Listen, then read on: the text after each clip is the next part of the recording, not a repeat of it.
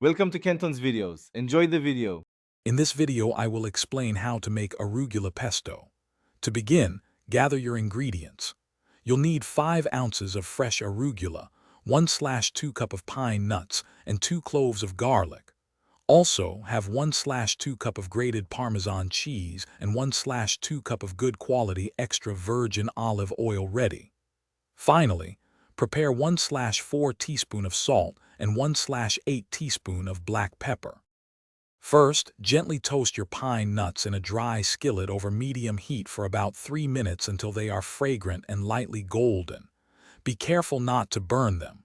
Once toasted, remove them from the pan and let them cool completely. Next, peel and roughly chop your 2 cloves of garlic.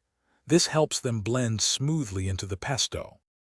Now combine the fresh arugula, cooled pine nuts, chopped garlic, and grated Parmesan cheese in your food processor. Pulse these ingredients several times until they are finely chopped and thoroughly mixed. With the food processor running, slowly drizzle in the 1/2 cup of extra virgin olive oil. This creates a smooth, emulsified pesto texture.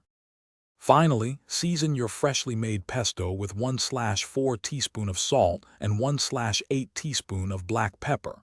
Give it a taste and adjust the seasoning if necessary, adding more salt or pepper to your liking. Transfer the pesto to an airtight container.